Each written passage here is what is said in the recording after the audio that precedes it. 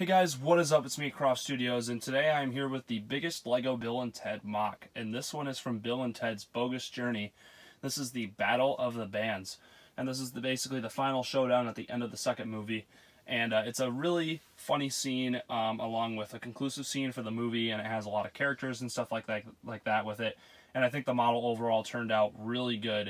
It was definitely probably my favorite MOC of these Bill and Ted sets to make. And I think you guys will thoroughly enjoy the way we made this MOC and the way it works with the movie. So we'll get into our minifigures first, and there's a good amount of them in this set, and then we'll move it into our model. Alright guys, so this time for our character lineup, we have a total of 9 characters, and this is definitely the most out of any Bill and Ted set we have done. So I guess we'll move on to the most simple characters first, being Bill and Ted, since they are in every single one of our sets we've made. We've got Bill right here with his little robot control pad, if you know what that is from the movie. Basically, this controls the good robot Bill and Ted. This one controls Bill, obviously, because Bill has it in his hand. You can see his little smiley face right there. And then on the back, we have a scared face right there. He's got the short sleeves, and he's got his little jacket hanging around his legs right there. And then we have Ted right here. Again, he's the same as the one from the other sets, no difference. You can see he has a little control pad for the good robot Ted, and you can see his face right there. We got the pants, and the back of him, he just has a scared face. See what he looks like right there. I thought that was a nice little detail, adding the expression faces for them. Next, I'll show Death. We've got him in the set, the Grim Reaper. He's a hilarious part of the second movie. Definitely one of my favorite parts about it. He's a hilarious character. You can see his face right there. And then on the back, he doesn't really have much going for him. But I think he definitely gets the job done with how we made him. He's got his scythe right there. Definitely looks cool. Our next character, actually all of these characters are only in this set. Our next character is Rufus, and played by my favorite comedian of all time, George Carlin. Amazing comedian, if you don't know who that is. He's a really cool character in the movie. He's basically the guy who helps them get the time machine in the first movie. You can see his jacket right there. He's got the face, and then he's got some back printing, and he's got the ponytail right there. So pretty cool character. Next we have the good robot Bill and Ted. So we'll move on to Ted first. You can see what he looks like right there. Just got some robot details. He's got a robot face, and then on the back right there he has a nice little hole detail, just another robotic detail we added to him. And then same thing with Robot Bill. You can see his face right there. He's got the backwards cap. I actually gave him some custom Lego Halo armor because I thought it looked best for Bill. You can see his legs right there, and you can see their hands are not actually regular tan. They're actually a slightly off tan to show that their skin is actually fake skin. You can see the back right there of both of them. Definitely cool characters. We'll move on to the girls first. These are basically Bill and Ted's girlfriends right here, and they're tied up, obviously, from the bad Robot Bill and Ted. And you can see what they look like right there. They're just really simple, not really a lot of detail to them, but I think they definitely get the job done. I'm not gonna take them off this just because it takes a little time to take these characters off of these things, and they're actually hanging from the rafters from rope in the movie. So I'll show you that feature later. So that's what they look like. And then our main villain of this movie, who sent the bad Bill and Ted in the first place, is Dynamolus. And you can see he has a big gun right there. He's got an evil face. And his agenda is to stop Bill and Ted from controlling the universe with their music, basically. And he wants to make the universe in his image. And you can see what he looks like right there. He's got a key on the back of him. That's a reference to the movie if you don't know what that is, but I'll show you guys later. But I think the minifigures are definitely really cool.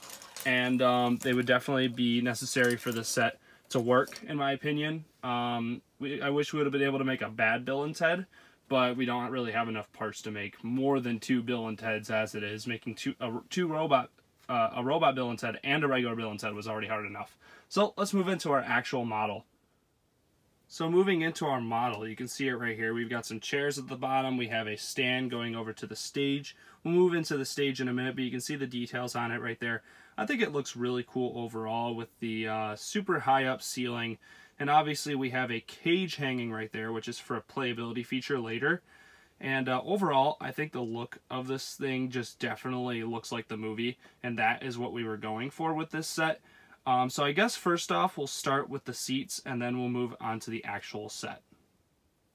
So our first playability feature right here is basically the seating area does completely come off of the main stage, and you can see how it just sticks in right there.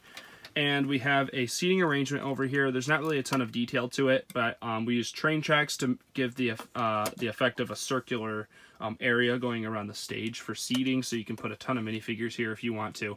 I think it definitely looks really cool. And then we have a little area right here, which doesn't have a lot of detail, but that is for a specific reason. There's a reason why there's not a ton of detail up here, which I'll get into with a playability feature later. But I think the seating area definitely looks cool, and now we'll move on to the stage. So the front of the stage right here, there's not really a lot of detail on specifically this part, but on the actual stage area, we do have a lot of details, and you can see them right here. We have some lights that basically shoot up from the floor at whoever is on the stage. We have a microphone right here, so you can put Bill or Ted on there. We have a little stand for guitars and a little skull right there. We've got some giant speakers that just detach like this. You can see how they sit on a little stud right there. And we built those using some really old black pieces that I had in my bucket, and I thought they looked really cool for speakers. And my brother went through the painful process of finding 8 of these little circular pieces in our gray bucket. You can see we have some crates over here. We got a little guitar stand. We got drum kit in the background. Got a lot of crates and things like that in the background for music supplies. We also have some lights and some other configurations right here on another piece that just sticks right there. And overall, the stage looks really cool. And the big detail right here is basically it says Battle of the Bands right there, which I thought looked really cool. And we used a big plate piece to put this on, a little sloped plate piece, which I thought was really cool. And then on the sides of the stage, we just have some interesting angled pieces going over to help the overall structure of the ceiling and how it goes all the way up to the rooftop. And you can see it's on the other side as well.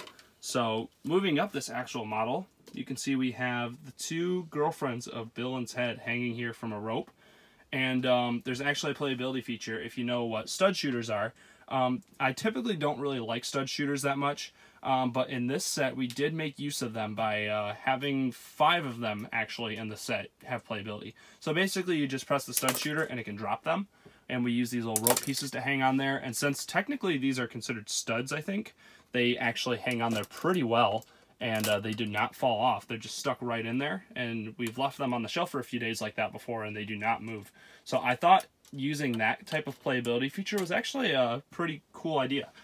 We did not think about it before, but after that, we definitely thought it was a cool idea after we tested it out. And we got another feature right here. You can see there's a big crane arm shooting over here. There's actually a cage that's supposed to be hanging right here, but I took that out of the way so I could show you more views of the stage. I'll show you that in a little bit. So then we have another playability right here, same thing with the stud shooter. You can turn it over to this side, and you can see there's a stud shooter right there. You literally just click this, and it falls down. So I thought that was a really cool feature, and I'll show you how that actually plays out with the scene as well when I show the cage feature. And I thought that looked really cool. So moving on to the actual top of the stage right here, or like the top area, you can see there's some lights up here. Same thing on the other side. There's lights over here on the sides of the stage. We also have some lights on the very top. And I think they all look extremely cool. So now let's move on to the top of the stage.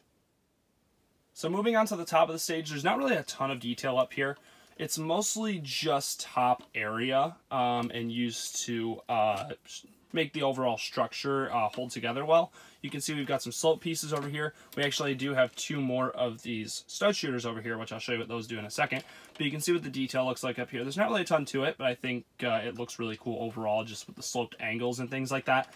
And then on the back here, this is the back view of the stage. We have the 2 stud shooters right here, which are both holding sandbags at the back of the stage. And it's pretty self-explanatory. You just basically press it and it drops the sandbag right into the stage. You can do whatever you want with that. I thought it was a cool looking feature. And then one more thing we have on the back of the stage. There's not really anything back here, but I still wanted to show it anyway. This is how we kind of built the structure. We used a lot of Technic pieces on the back side of this. It's just covered up by a lot of plates. And I call these boat studs, these little circular pieces right here, because they typically do go on the bottom of boats. But we did hold the structure of this together with a lot of these. I think overall it looks really cool. So now we'll move on to the actual cage feature. So currently we have a side view of the stage right here, and we have our actual cage right here that basically would fall onto Denomalous right here. And that I'll show you the actual cage real quick before I drop it, but you can see what that looks like right there. It just has a little jail door right here with a key slot, and that is why Denomalous has the key, so he can pull it out and say he went forward in time and changed it so where he had the key. And you can see what the cage looks like right there. It's got a hollow bottom right here, so it can fall on Denomalous, kind of a weird name. But you can see how that basically goes in there. You can have your minifigure right here, and then you just drop it. And that time it actually did fall on top of him. It almost never actually just lands like this, because that would be extremely hard to have happen. But it has happened a few times where it just kind of lands like that, and it actually does get him inside of it. But typically it just kind of falls. And the thing I was talking about with this feature right here, basically is when he's sitting here with his gun, Bill and Ted say, well, we went to the future and put a sandbag to fall, and in the movie when it does fall, it falls on his gun and basically hits it out of his hand, and it just kind of falls down like that, just like in the movie.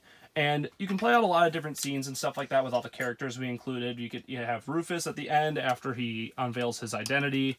And you can have a lot of playability with this set and just have a lot of cool moments with it and play out all the scenes from the movie. And I just thought that was a really cool idea. And I think it turned out really well with the way we designed it overall. I think it definitely is a cool model. And overall, I think it's just one of our better MOCs in general when it comes to movies and stuff like that. So yeah, that's pretty much it for the model. Alright guys, so that is going to do it for these LEGO Bill and Ted MOCs and this MOC in general. So I hope you enjoyed the video. We definitely enjoyed making LEGO Bill and Ted MOCs on the channel. They haven't been our most popular series or anything like that, but they're definitely one of our favorite just because it's something interesting and new rather than just making another Ninjago MOC or just something that we've already made a bunch of times before. It was definitely something interesting and fun that we wanted to do, and I think it turned out really well, and we're going to keep these together for a long time. So tell us what you think in the comments down below. Maybe we'll build some other stuff for when Bill and Ted 3 comes out. That would be a lot of fun to make a few sets from that as well. Maybe like 2 or 3, depending on how much actual stuff is in the movie we can make. Maybe just 1. It just depends on what's in the movie. But I hope you guys enjoyed this MOC. We had a lot of fun making these. Thanks for watching, guys, and we'll be coming out with some more stuff soon. Thanks for watching.